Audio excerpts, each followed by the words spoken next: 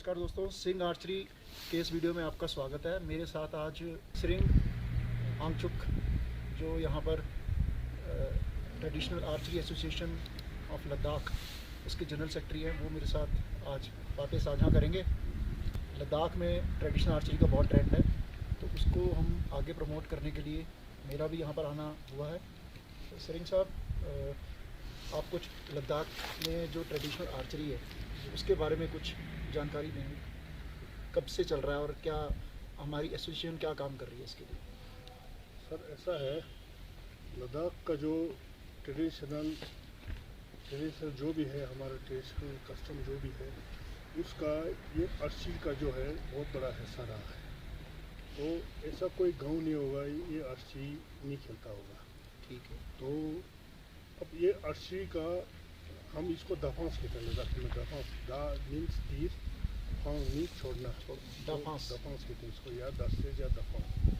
तो इसके खेलने का दो तीन वो होते हैं, रीज़न होते हैं। या तो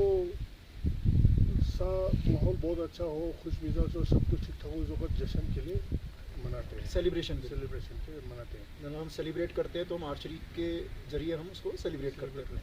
ठीक है। तो बहुत बड़ा फंक्शन उस तरह से मनाते हैं। एक दूसरा, ये लद्दाख का जो सिंचाई हो, इरिगेशन का जितना भी उसका सिस्टम है, ये सब ग्लेशियर वाटर से हम डिपेंड है। तो पानी ऊपर से आना, तो कभी बर्फ़ नहीं पड़ता है या पानी कम होता है, या कभी बर्फ़ पड़ के पहाड़ों में स्टोर होता है, लेकिन टाइम पे गर्मी धूप भी होना चाहिए, तभी तो पानी नीचे उतरेगा। अब खेती का सीज़न आ गया, पानी नहीं उतरा, तो उस सूरत में गांव के बड़े बुजुर्ग लोग गोनपा में जाके, मंदिर में जाके लामा से पूछता क्या होगा, क्या करना है।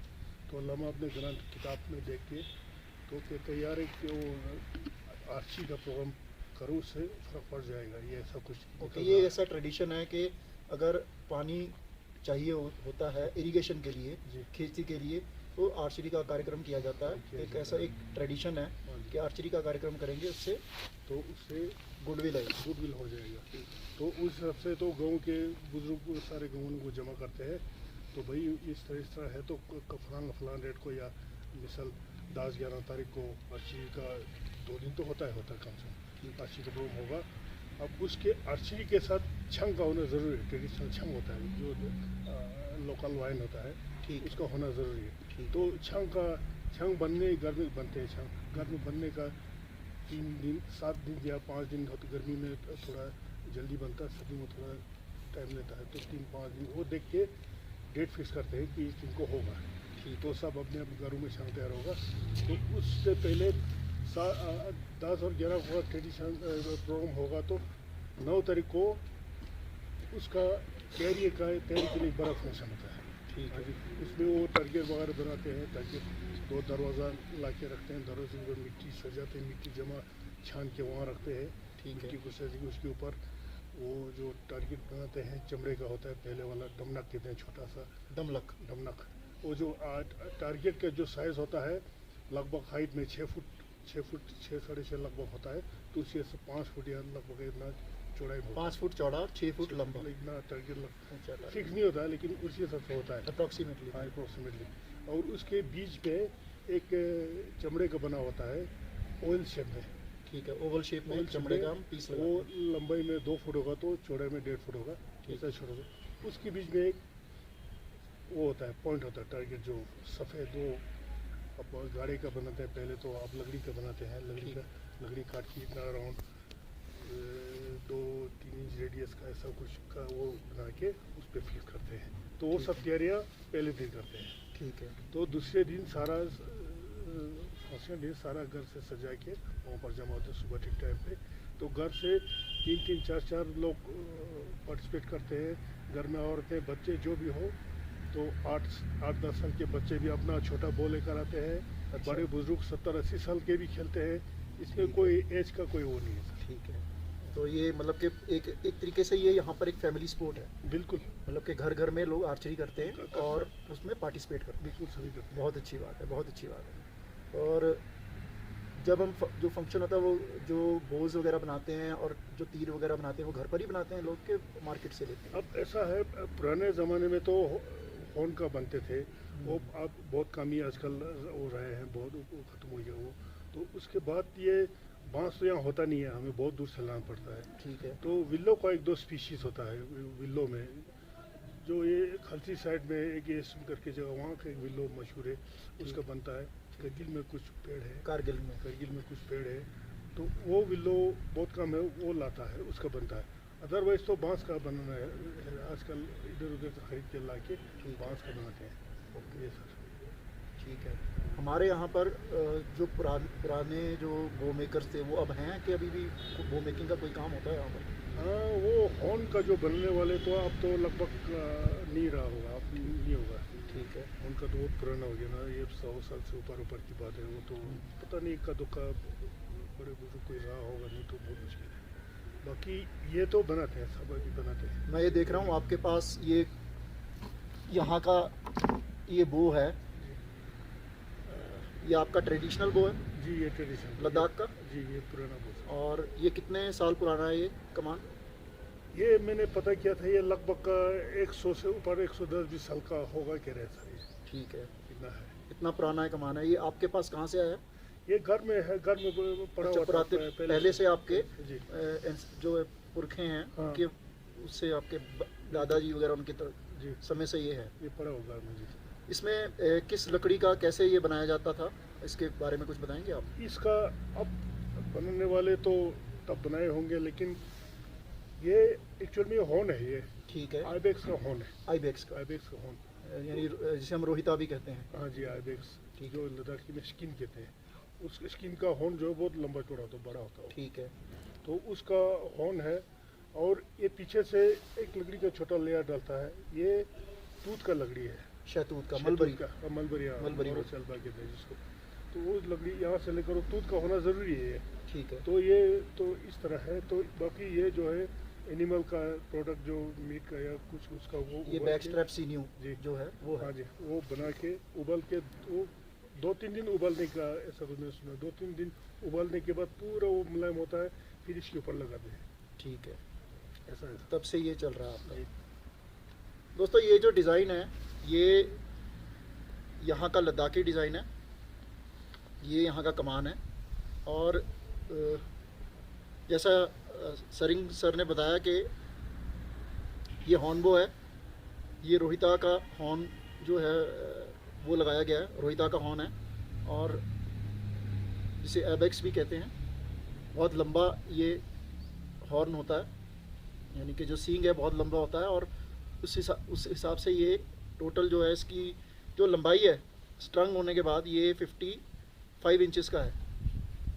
और इसकी जो चौड़ाई है, ये जो मैंने नापी थी, ये करीबन 2 इंच की, 1.25 इंच की इसकी चौड़ाई है।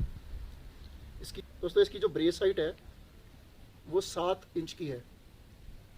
तो इस हिसाब से ये डिज़ाइन बन जाता है।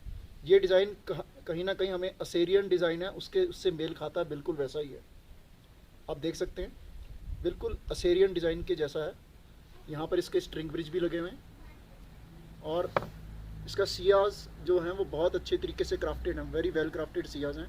और इस इतनी पीछे से इतना पतला है, उंगली से भी पतला है ये। दोस्तों, ये है ट्रेडिशनल बो, यानी कि हमारा पारंपरिक कमान जो है लद्दाखी डिज़ाइन का। इसका धागा जो है सर, ये धागा बाद में डाला गया था। इसका असली धागा ये होता है। ठीक है। ये एक चमड़े और का- इनके चमड़े का पास बना एक और पुराना धनुष है। ये इसकी हालत ज़रा ख़राब है, पर शेप थोड़ी ख़राब हो गई है समय के साथ, ऐसा हो जाता है। लेकिन इसका जो स्ट्रिंग है ये बहुत मोटा है, और ये पूरा जो एनिमल सीन्यू है उसका बना हुआ है। ये मोटा है, इसका स्ट्रिंग है। और ये भी वैसे ही आइबेक्स का ही बना हुआ है। अबे खाए होना सर, अबे कौन सा? वैसे ही यहाँ पर स्ट्रिंग ब्रिज है, और बहुत बढ़िया तरीके से बनाया गया है। तभी इतने सालों साल ये देखने को मिल रहा है हमें। तो ये भी ये जो तीर है, ये हमारे लद्दाख के पहाड़ियों में मिलता है। एक सेट करके एक ट्रिक्स होता है। ठीक है।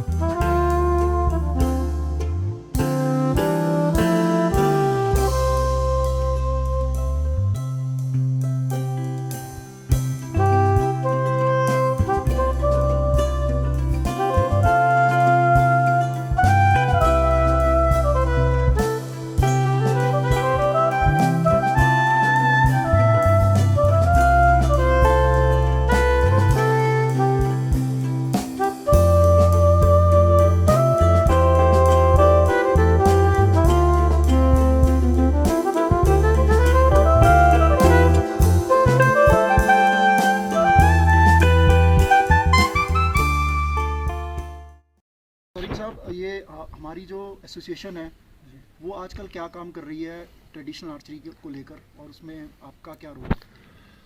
ऐसा है सर, ये सोसाइटी बनाने का मेन मकसद क्या था, इम्पोर्टेंस कैसे हो गया, ये मैं थोड़ा आपको बोलना चाहता हूँ। ये आज से कोई 15-20 ईयर्स पहले ये लगभग ये खेलना भूल चुका था लोगों के उसमें। अब दूर दराज गांव में ट्रेडिशनल थोड़ा खेलते थे, बाकी तो लगभग ख़त्म हो चुका था।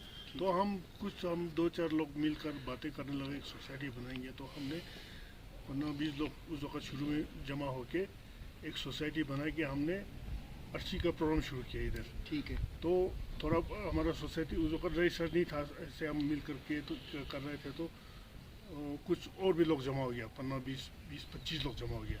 तो हमने ये रजिस्ट्रेशन कर लिया, सोसाइटी का सोसाइटी नाम डाल दिया। तो हमने डिस्ट्रिक्ट लेवल टूर्नामेंट शुरू किया। टूर्नामेंट में लोगों को बुलाया, पहले तो बुला के पकड़ लाना पड़ा हमें। बुला के यहाँ फंक्शन बनाया। तो हमारा देन CC साहब है, RP साहब उस वक्त CC था, तो उनका हमें बड़ा सपोर्ट मिला। तो उन्होंने एक CC कप क्यों ना करेंगे आप लोग, तो एक CC कप तब से शुरू किया हमने। आज ये कोरोना के 2-3 साल तो निकल गया, नहीं तो 7 CC कप का कल 29 को हमारा शुरू होने जा रहा। तो CC कप शुरू किया, तब कंपटीशन नुकरा से आ गया, चौथा से आ गया लोगों को। उसके बाद हमने गाँव जाके किस तरह खेलना है, किस तरह करना है, ये सब थोड़ा बहुत हमने प्रचार किया, सिखाया। तो इतना इंटरेस्ट हो गया, इतना शौक हो गया, हर गांव में बढ़ गया खेलना। तो खेलते खेलते लोग मॉडर्न की तरफ चले गए। अब मॉडर्न सामान लाने लगा, जिनके पास पैसा है, अच्छे महंगे ये कमान लाने लगा ये वो। तो हमने कहा मॉडर्न भी एक अच्छा फील्ड है, जिनको जाना है जाने दो, लेकिन हम ट्रेडिशनल को पकड़ के रखेंगे, इसी को रिवाइव करेंगे, डेवलप करेंगे, ये हमारा वो था। तो आज के हालत में तो ये बहुत अच्छा रिवाइव हो चुका है, हर गाँव में अच्छी तरह खेल रहे हैं सर। तो वो लोग जो बोझ वगैरह यूज़ कर रहे हैं वो मॉडर्न बोझ यूज़ कर रहे हैं कि ट्रेडिशनल बोझ यूज़ कर रहे हैं? ये अब जो नए यंग जनरेशन के लोग अब ट्रेडिशनल क्या कहते हैं, मॉडर्न का भी एक सोसाइटी अलग से बना हुआ है। तो वो जो वहाँ उनके साथ खेलने वाले तो मॉडर्न यूज़ करते हैं। बाकी जो हम तो सबके बच्चे वो बहुत महंगा है, कहाँ आएंगे। तो ये ट्रेडिशनल बॉल लेकर, ट्रेडिशनल ये तीर लेकर तो खेलते हैं। तो यहाँ पर कोई ट्रेडिशनल बोझ अभी कोई वो मेकर भी है, बनाने वाला भी है जो उनको वो बना कर दे रहा है? नहीं, बहुत कम। जो जहाँ है तो लोग अपने घर में बना के लेकर चलते हैं। अब बहुत कम लोग हैं जो मार्केट्स भी तो एक दो का अवेलेबल होता है, कहीं इधर उधर से मांग के। महंगा होता है, इक्विपमेंट बहुत महंगा आजकल, 1000, 5000, 7000, 6000 का वो आता है। इतना एफोर्ड सभी नहीं कर सकते ना। तो जो नहीं कर सकते वो तो अपना बना के बांस कहीं से ढूंढ के, ये बेम्बू का जो असम से मणिपुर से कहीं से लाते हैं मंगा के, या यहाँ सामान के साथ कहीं आते हैं तो उसको कलेक्ट करके उसका बना लेते हैं। मतलब लोगों में एंथुजियाज्म और शौक ट्रेडिशनल आर्चरी के प्रति है। बहुत अच्छा सर, बहुत अच्छा है। और वो आने वाले टाइम में और ज़्यादा बढ़ने की उम्मीद है। सर, बहुत अच्छा है, बहुत बिल्कुल होगी तो उम्मीद बहुत अच्छा है। ठीक है, बहुत अच्छी बात है। और मेरा ये भी शुभकामनाएं रहेंगी कि आप जो यहाँ पर ट्रेडिशनल बोझ हैं अपने, जो आपका डिज़ाइन है उसको प्रमोट करें, क्योंकि हमसे बड़े लोग पूछते हैं कि इंडिया में कौन सा कमान बनाया जाता था, कौन से बोझ होते थे, दिखाओ हमें। तो मैं फिर यही कमान जो मैं दिखा रहा हूँ कि ये प्योरली इंडियन बो है, इंडियन कमान है, इंडियन डिज़ाइन है। ठीक है, जो ये कहते हैं कि भाई ये कोई असीरियन डिज़ाइन से मेल खाता है, तो वाकई असीरियन इंडिया के ही थे, और ये वही उसी टाइप में उसी तरीके का कमान है। जी। तो सरिंग साहब, बहुत बहुत आपका धन्यवाद। आपने बहुत अच्छी जानकारी दी और इस दुनिया को और हमारे देशवासियों को ट्रेडिशनल आर्चरी और यहाँ की जो लेह लद्दाख की जो आर्चरी है उसके बारे में जानकारी दी। और मैं यहाँ के लोगों से भी आग्रह करूँगा कि वो अपनी इस ट्रेडिशन को बरकरार रखें, उसे आगे लेकर जाएं, एक नेक्स्ट लेवल पर लेकर जाएं, और कभी इसे छोड़े ना। एक फैमिली स्पोर्ट है यहाँ पर, और मैं चाहूँगा कि बाकी भी जो हमारे दर्शक हैं और हमारे सब्सक्राइबर हैं वो भी इसे एक फैमिली स्पोर्ट बनाएं। लेट्स आर्चरी सभी के लिए होनी चाहिए, सभी को ये करना चाहिए। Thank you.